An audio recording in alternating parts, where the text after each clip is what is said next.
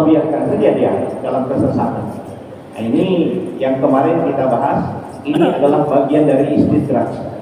Orang sesat diberi hidayah tidak mau, sudah Allah biarkan saja. Makin lama makin jauh dia dari kesesatan. Jadi ancamannya wa yazarhum fi tughyanihim ya'mahun.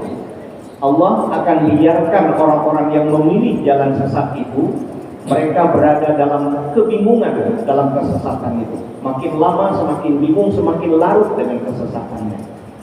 Karena pilihannya tadi.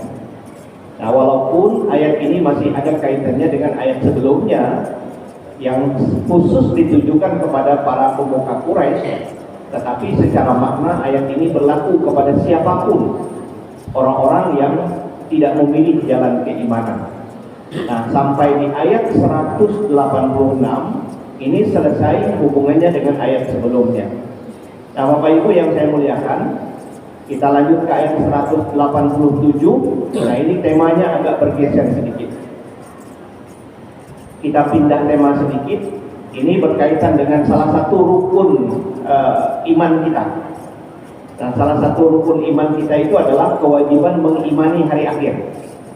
Ini biasa kita baca-baca dan kita kaji, dan ini menjadi bagian dari rukun iman. Mempercayai bahwa hari akhir itu pasti terjadi, dan semua detail peristiwa yang akan terjadi sejauh yang dijelaskan Quran itu juga merupakan bagian yang wajib kita imani. Jadi rincian-rinciannya, bagaimana kiamat itu terjadi, apa saja yang terjadi dalam rangkaian kiamat, itu sebagian sudah dijelaskan oleh Al-Quran. Misalnya kalau kita baca surat Al-Qari'ah, Mal-Qari'ah, wa ma adraka mal-Qari'ah, yauma yakunun nasu kal farasil mabsus. Ini salah satu rangkaian yang terjadi di hari kiamat itu. Manusia itu seperti anai-anai yang berterbangan, saking tidak berdayanya dan saking dahsyatnya kiamat itu. Itu banyak lagi ayat-ayat yang menjelaskan tentang rangkaian kiamat. Nah, sejauh yang menjelaskan Quran, itu adalah hal yang wajib kita imani. Nah, cuman yang menjadi persoalan dalam ayat ini diawali dengan asbabun nuzul begini. Ada orang-orang Quraisy itu tidak percaya sama sekali dengan hari kiamat itu. Jadi ketika dakwah Nabi menyatakan bahwa nanti akan datang masanya di mana alam semesta ini berakhir, yang disebut dengan kiamat, orang-orang musyrik Mekah waktu itu nggak percaya. Nah, karena mereka tidak percaya, lalu kemudian menantang Nabi. Kalau betul kiamat itu ada, kapan? Nah, itu dia. Kalau betul lah kiamat itu ada, kapan? Tanggal berapa, hari apa, menit berapa, jam berapa? Nah, kira-kira begitu. Kalau betul ada. Ini salah satu di riwayat asbabun nuzulnya seperti itu. Ada riwayat yang kedua tentang asbabun nuzulnya begini. Kata sebagian ulama, ini yang punya ulah ini orang Yahudi.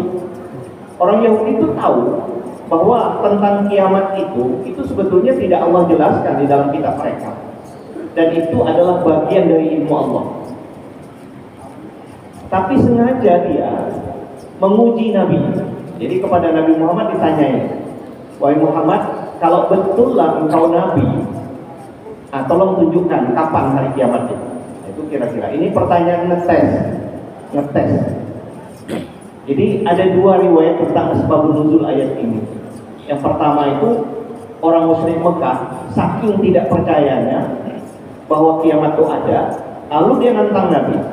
Kalau iya kiamat itu benar ada, kapan kiamat itu akan terjadi? Itu satu. Yang kedua tadi ada riwayat yang menyebut orang Yahudi sengaja ada yang mau ngetes Nabi. Kalau betullah engkau Nabi seperti yang engkau dakwakan, coba tunjukkan kepada kami kapan hari kiamat. Nah, tapi kan Nabi ya tetap saja sebagai hamba Allah, utusan Allah, wewenangnya tetap dibatasi. Soal hari kiamat ini kan kalau kita baca Quran dan baca hadis, ya ini bagian dari ilmu Allah. Nah, makanya kemudian ketika pertanyaan tadi diajukan kepada Nabi, maka Nabi tidak menjawab, ayat Al-Quran lah yang turut memberikan jawabannya. Nah, ini yang akan kita baca. Nah, ayatnya di 187 surat Al-A'raf. Bismillahirrahmanirrahim. Yas'alunaka 'anis sa'ah. Wahai Muhammad, mereka bertanya kepadamu tentang hakikat hari kiamat ini. Jadi, tolong pertanyaannya, kiamat itu kayak apa sih? Kalau kita mudahkan, kayak apa? Kiamat itu kayak apa? Gambarnya kayak apa? Yas'alunaka 'anis sa'ah. Lalu pertanyaan kedua, ayyana mursaha. Kapan terjadinya? Jadi dua pertanyaannya. Kiamat itu kayak apa modelnya? Lalu kemudian waktunya kapan? Ini pertanyaan berat ya. Pertanyaannya berat. Tapi ya Nabi itu begitu, dites oleh umat itu begitu. Pertanyaannya.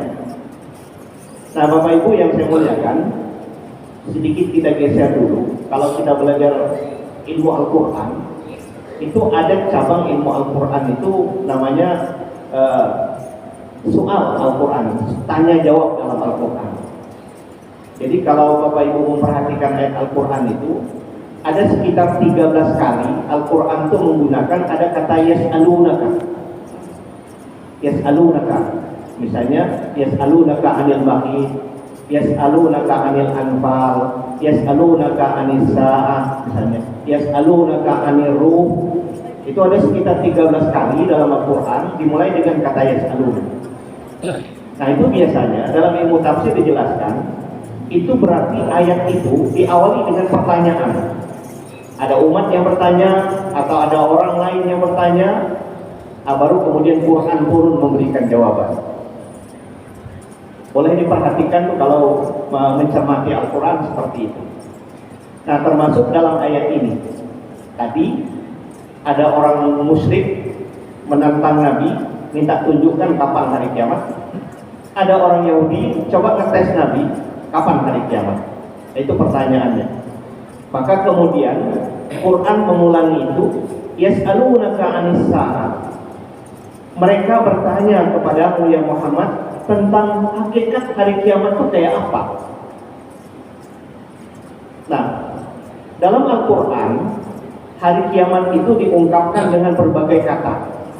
Ada betul-betul bahasa Quran yaumul qiyamah.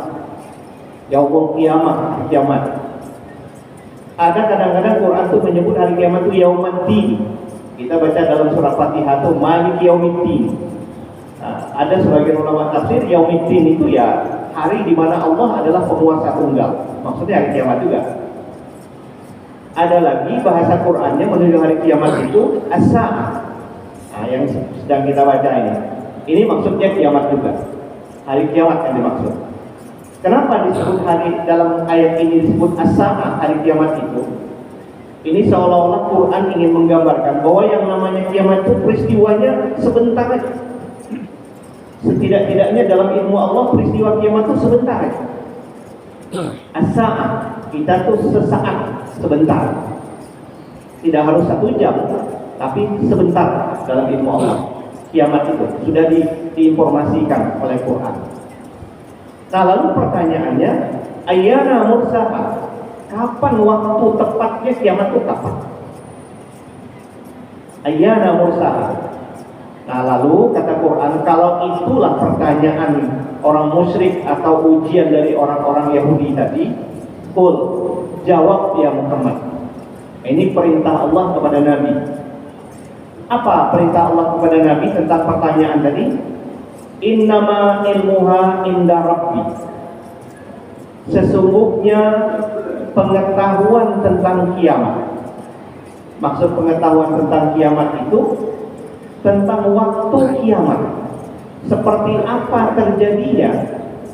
Itu kata Nabi, saya nggak punya ilmu soal itu. Itu adalah keputusan mutlak Tuhan. Ini adalah bagian dari rahasia ilmu Allah. Kiamat itu hak mutlak Allah. Jadi Nabi pun diberi batas oleh Allah tentang pengetahuan itu. Nah, makanya Bapak Ibu yang saya muliakan, ini kan kita berada di bulan Mi'raj.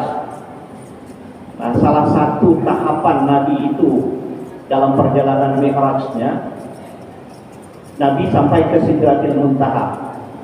Setelah itu naik ke level paling tinggi lagi, Mustawa. Sampai di Sidratil Muntaha itu malaikat Jibril masih ikut. Tapi begitu masuk ke Mustawa, Jibril itu sudah nggak bisa masuk, tinggal dia. Nabi Muhammad ngajak, kata Nabi, yuk ikut saya ke sana. Oh, kata Jibril, nggak bisa. Kalau saya lewat dari batas ini, maka saya akan hancur. Nah, jadi ada ulama tafsir menjelaskan apa yang dimaksud Sidrah al-Muntaha.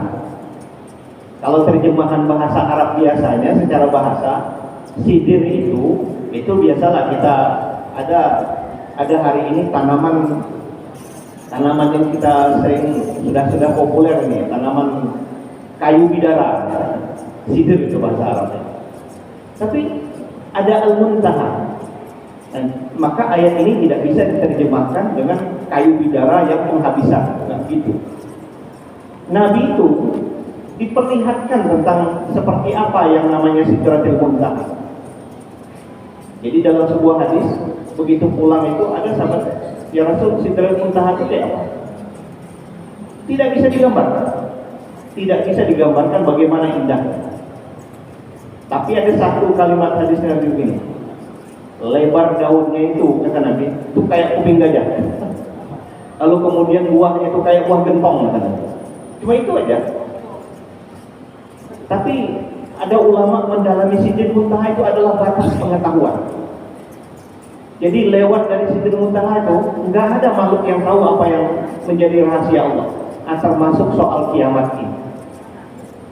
Jadi malaikat Israfil yang sudah mengancang-ancang meniup sangkakala itu pun itu tidak tahu juga dia kapan kiamat itu akan terjadi. Pokoknya nunggu perintah. Nah, jadi kata para ulama tafsir, kenapa jadi Allah merahasiakan kiamat ini? Ini bagian dari rahasia Allah. Isu baiknya adalah supaya kita bersiap. Sama tuh, kayak ajal kita tuh. Kenapa nggak Allah kasih tahu kepada kita, kamu akan mati tanggal sekian, jam sekian, hari ini? Dan kalau dikasih tahu kan enak. Tapi tetap saja tidak. Nah, inilah bagian dari ilmu yang gaib, yang hikmahnya adalah supaya kita tetap bersiap, mempersiapkan diri. Nah, sehingga ada riwayat hadis begini, ada juga sahabat yang tanya juga, ya Rasul, kapan hari kiamat? Rasul malah balik bertanya, kamu nggak usah lah nanya tentang hari kiamat, lebih baik begini aja lah, kata Rasul, apa yang kamu persiapkan kalau kali kiamat itu terjadi? Apa yang kamu persiapkan untuk menghadapi kiamat itu dan peristiwa yang terjadi sesudah? Jadi sahabatnya polos jawab, ya Rasul, saya ini nggak punya persiapan apa-apa. Kalau sembahyang lepas-lepas saja lah. Kalau 5 kali ya 5 kali itu aja lah saya sembahyang. Kalau puasa ya puasa juga. Cuman satu, saya itu sangat cinta dengan Anda ya Rasul. Saya sangat mencintai Anda. Nah, begitu sahabat itu menjawab, saya sangat mencintai Anda, apa kata Rasul? Almar'u ma'aman ahabbahu. Orang ini, orang yang cinta kepada sesuatu itu, dia nanti akan bersama dengan orang yang dicintainya. Kata Nabi, kalau engkau mencintai Rasul, mencintai Nabi, nanti kita akan bersama nanti di sana. Jadi nggak usah lagi pikirin kapan hari kiamat. Bersiap untuk menghadapi kiamat itulah yang lebih baik. Nah, tapi ini kan persoalannya bukan orang mukmin yang bertanya, ini orang-orang kafir. Makanya kemudian Allah jawab, Nabi tetap diberi batasan pengetahuannya.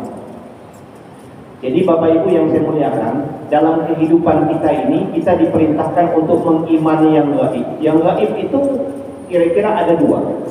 Ada gaib yang sangat mutlak. Artinya apa? Tidak ada satu makhluk pun yang tahu. Allah itu zat yang maha gaib. Jadi kalaupun kita belajar ilmu tauhid sedalam-dalamnya, tidak kita tahu tentang hakikat zat Allah. Tapi kita hanya mengenali Allah lewat sifatnya, karena Allah maha gaib. Nah, termasuk juga yang gaib adalah persoalan kapan waktunya kiamat. Itu gaib. Itu gaib yang mutlak. Nah, di luar itu ada yang gaib yang relatif namanya. Misalnya Bapak Ibu punya pengetahuan tertentu, saya tidak tahu. Nah, pengetahuan yang dipunyai oleh Bapak Ibu itu gaib bagi saya. Mungkin karena keterbatasan pengetahuan saya, berarti gaib tentang ilmu itu. Tapi sejalan waktu, maka dia bisa menjadi tidak gaib lagi. Nah, ajal kita itu gaib bagi kita yang masih hidup. Tapi begitu orang mati, maka kematian itu tidak lagi gaib, karena dia sudah menjalaninya dan tahu. Nah, seperti itu yang gaib. Oleh sebab itu, Nabi diajarkan oleh Allah jawab pertanyaan orang itu, innama ilmuha, sesungguhnya pengetahuan tentang hari kiamat, baik berkaitan dengan waktu dan semua peristiwa yang akan terjadi, itu semuanya di sisi Allah. Jadi Allah lah yang maha tahu, Allah lah yang punya keputusan kapan hari kiamat dan apa yang terjadi di dalamnya. Nah, walaupun Bapak Ibu, kalau kita baca ayat dan hadis tentang waktunya nggak dikasih tahu, tapi tentang tanda-tandanya itu bertebaran dalam hadis. Ada banyak, mulai dari tanda yang kecil-kecil sampai tanda yang besar-besar. Kita, guru-guru kita sering menyampaikan di antara tanda kiamat itu, kalau yang besar di antaranya adalah Dajjal turun. Matahari itu terbitnya terbalik. Yang biasanya di timur, nanti kalau sudah dekat kiamat, itu terbit di barat. Lalu apa lagi? Bencana alam. Bencana alam masif di mana-mana. Kemaksiatan muncul di mana-mana. Dan salah satunya adalah yang kita rasakan dalam kehidupan ini, waktu terasa singkat. Waktu terasa singkat itu bagian dari tanda kiamat. Nah, soal kapan, lagi-lagi nggak ada yang tahu. Malaikat Jibril yang segitu dekatnya dengan Allah juga nggak tahu. Pernah satu ketika dalam hadis itu, Jibril datang menemui Nabi. Lalu Jibril tanya tentang apa itu iman. Nabi jawab. Apa itu Islam? Nabi jawab. Apa itu ihsan? Nabi jawab. Pas pertanyaan Nabi berikutnya, kapan hari kiamat? Mata saat. Apa jawaban Nabi? Ini jawaban sopan Nabi. Apa jawaban Nabi? Mal mas'ul an habi alama minas sa'id. Kalau engkau tanya tentang kapan hari kiamat, yang ditanya ini, maksudnya Nabi, nggak lebih tahu daripada yang nanya. Nah, yang nanya itu adalah orang yang selalu dekat dengan Allah, lagi nggak tahu, apalagi saya. Mal mas'ul bi alama minas sa'id. Itu jawaban sopan Nabi, adab Nabi. Jadi malaikat Jibril yang bolak-balik di sisi Tuhan itu dia nggak dikasih tahu dan tidak tahu, karena batas pengetahuan Jibril tadi lewat dari Sidratil Muntaha itu Jibril nggak tahu lagi. Nah, lalu kemudian ditutup, dilanjutkan dengan penjelasan la yujalliha liwaqtiha illahu. Penjelasan Allah, tidak ada yang dapat menjelaskan waktu kiamat itu, kapan detiknya, menitnya, harinya, kecuali Allah lah yang tahu. Berarti tentang waktu kiamat itu hak mutlak Allah. Jadi nggak usah kita utak-atik. Nah, termasuk kepada Nabi. Jadi yang nanya tadi itu kata Nabi, kata Allah, itu bilang sajalah. Nggak usahlah kamu tanya soal kiamat itu nggak wewenang kamu, nggak. Itu wewenang Allah. Tapi ada penjelasan Quran. Kalau ingin tahu tentang hari kiamat itu, gambaran umumnya adalah sakulat fis samawati wa. Kiamat itu, kata Quran, itu dahsyat baik di langit maupun di bumi. Itu adalah sebuah peristiwa yang dahsyat, berat. Bagaimana tidak? Seluruh alam semesta hancur total. Jadi ini gambaran singkat tapi padat. Pokoknya yang namanya kiamat itu, kata Quran, itu adalah peristiwa yang maha dahsyat, baik di langit maupun di bumi. Nah, langit dan bumi itu kira-kira gambaran tentang alam semesta ini. Jadi kiamat itu memang alam semesta ini hancur. Itu gambaran Quran begitu aja, walaupun nanti sisanya ada rinci-rinciannya. Kalau kita baca ayat-ayat yang berkaitan dengan kiamat, yaitu akan diberikan rinciannya. Itu tadi, gunung-gunung dihancurkan, bintang bertabrakan misalnya, dan kemudian manusia itu seperti anai-anai yang berterbangan. Setelah proses selesai, manusia kemudian keluar dari kuburnya dan segala macam, lalu berjalanlah hisab. Itu adalah semua proses hari kiamat, dan itu ditunjukkan oleh Al-Quran. Tapi tidak soal waktunya. Ini Quran ingin agar kita bersiap. Nah, yang itu sebabnya dalam rukun iman kita diwajibkan mengimani bahwa kiamat itu ada. Kita diwajibkan mengimani itu, walaupun kita nggak tahu waktunya. Lalu kata Quran, intinya kiamat itu sakulat fis samawati wal ardh. Tambahan lagi informasi sedikit dari Al-Quran, la ta'tikum illa baghtah. Kiamat itu tidak datang kecuali hanya sebentar, baghtah.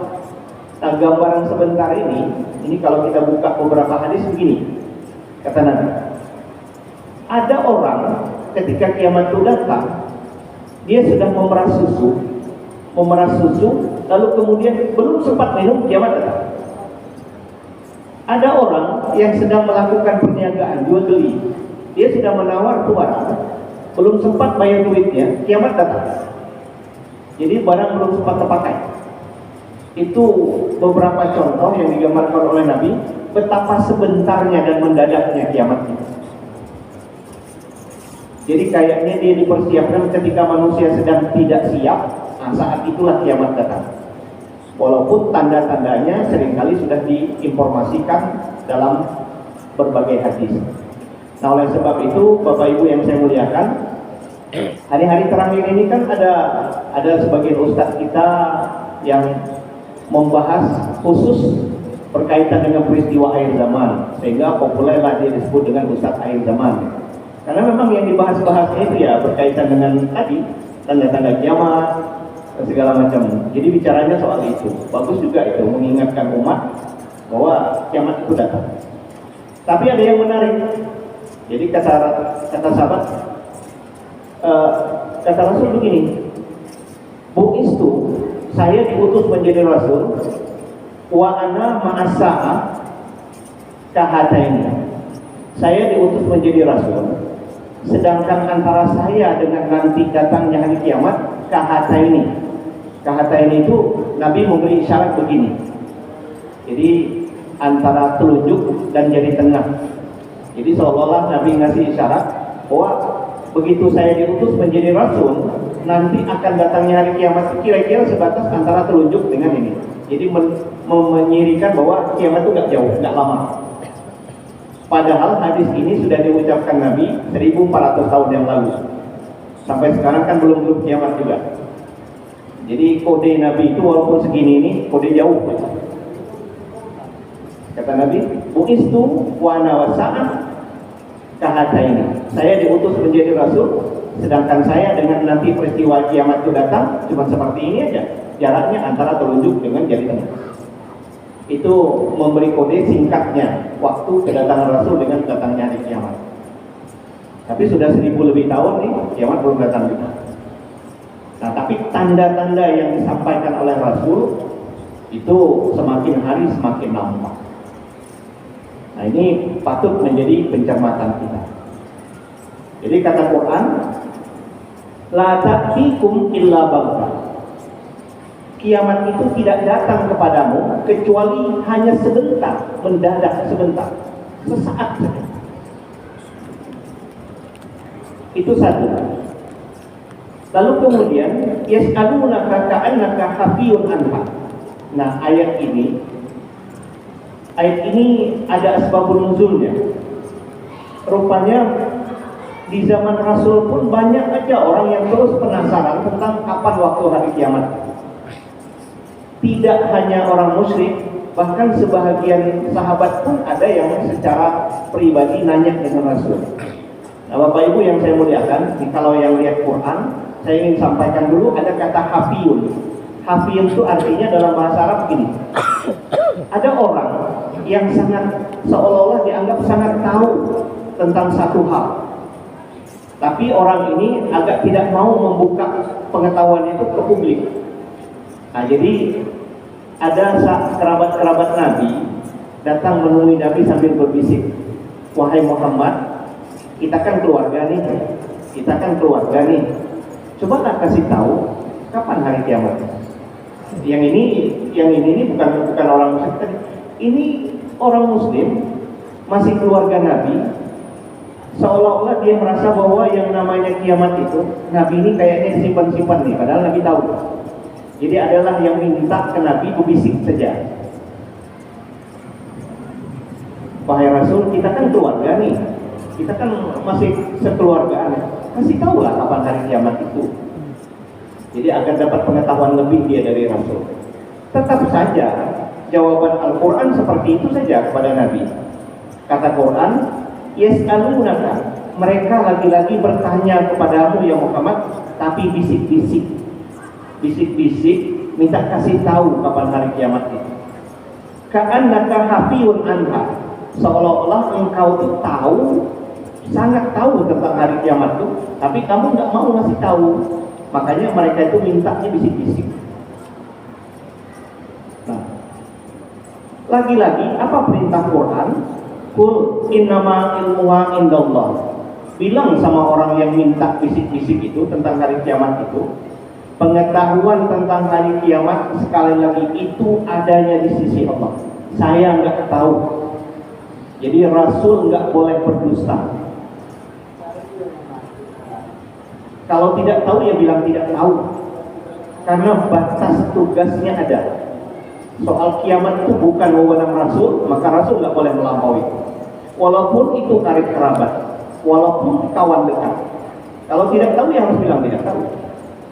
Makanya Quran langsung bilang, "Qul innama ilmuha indallah." Bilang sama orang yang nanya itu, yang minta dikasih tahu berbisik-bisik itu, pengetahuan tentang kiamat itu di sisi Allah. Saya tetap tidak tahu.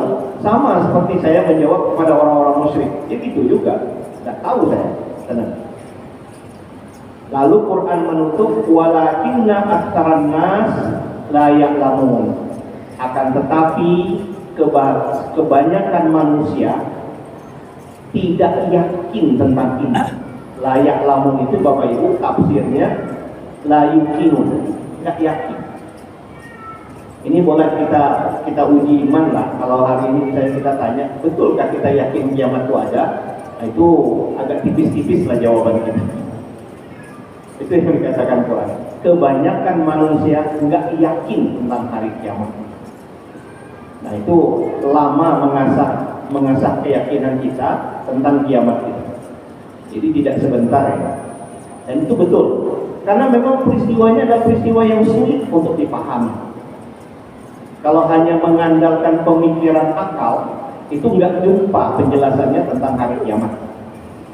Mau tidak mau, kita harus rajin mengasah iman saja untuk meyakini hari kiamatnya. Nah, Bapak Ibu yang saya muliakan, lalu kemudian ayat berpindah lagi, agak sedikit bergeser. Ini ayat menjelaskan Nabi itu gimana lah, yang namanya Nabi itu. Ya memang harus jujur sejujur-jujurnya. Jadi ada orang bertanya dengan Nabi, "Ya Rasul, kira-kira tolong tunjukkan di mana tempat yang kalau saya bertani tanah itu subur, sehingga kalau saya tanam di situ itu hasilnya pasti maksimal." Itu pertanyaan permintaannya. Jadi seolah-olah dia menganggap Rasul itu orang tahu semua gitu. Apa saja persoalan tahu semua. Walaupun Nabi itu punya pengetahuan lebih atas pengetahuan yang Allah berikan. Itu ada hal-hal gaib yang Rasul tahu, tapi itu sekali lagi batasnya karena Allah memberitahu. Di luar dari batas itu Rasul tidak punya wewenang. Nah, sama kayak orang ini asbabun nuzulnya begini. "Ya Rasul, Tolong tunjukkan kira-kira di Mekah ini atau di Madinah ini gimana lah kira-kira tanah yang kalau saya tanam itu pasti subur dan hasilnya maksimal. Jadi ketika orang itu tanya, sekali lagi Quran suruh Nabi menjawab. Kata Quran, "Qul la amliku li nafsi naf'an wala dharra." Bilang sama orang itu, katakan bahwa untuk aku sendiri, aku tidak punya wewenang, tidak punya kemampuan untuk mendatangkan manfaat dan mudarat, kecuali apa yang Allah kehendaki. Ya kalau memang aku tahu tempatnya, tentu saya lah yang ngambil manfaat pertama, kira-kira begitulah. Ngapain saya ngasih tahu orang? Nah, dulu kan orang kan ketika ada judi nomor lagi marak-maraknya kan ada minta petunjuk kepada siapa gitu. Ya kalau memang dia tahu, mestinya dia pakai duluan. Nah berkaitan dengan hal-hal yang lain begitu juga kan? Ya apakah tanah ini baik atau tidak? Saya tidak punya pengetahuan soal itu. Kalau memang saya tahu lah bahwa itu baik, tentu saya akan gunakan untuk diri saya sendiri lah dulu. Nah, ngapain saya ngasih orang? Jadi Nabi tetap punya batas pengetahuannya. Nggak bisa dituntut lebih dari batas apa yang menjadi hak bagi Nabi. Nah makanya Allah perintahkan kepada Nabi, jawab, la amliku li nafsi naf'an wala dharra. Aku tidak memiliki untuk diriku, baik untuk sesuatu yang bermanfaat maupun untuk mudarat. Kira-kira kata para ulama tafsir, buktinya Nabi itu kalau perang sesekali menang, sesekali kalah juga. Kalau Nabi tahu semuanya, Nabi kan bisa ngatur supaya menang semua.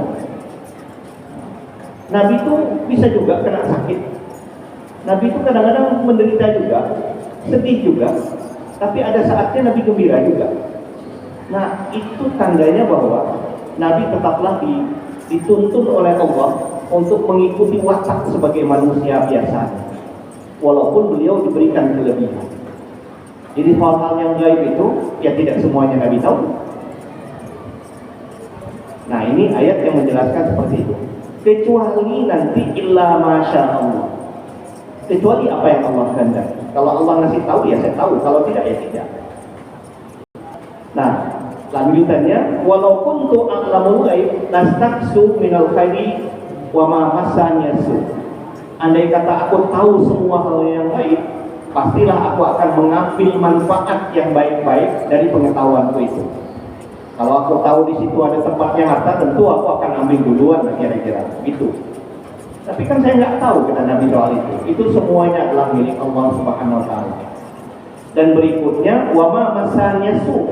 Dan aku pun kalau aku tahu hal-hal yang gaib, pasti aku ini tidak akan ditimpa sakit. Saya nggak akan terluka dalam perang. Saya tidak akan payah. Saya tidak akan menderita. Tapi saya tetap kena juga hal-hal seperti itu. Nah, lalu siapa yang saya ini kata Rasul? In ana illa nazirun wa basyir liqaumin yu'minun. Saya ini tidak ada lain kecuali adalah pemberi peringatan dan memberi kabar untuk menakuti orang, memberikan kabar peringatan dan memberikan kabar yang menakutkan bagi orang yang tidak percaya, bagi kaum yang mau beriman. Jadi tugas Nabi tetap disebut nazir wa basyir. Nah itulah yang bisa kita sampaikan dalam ayat ini.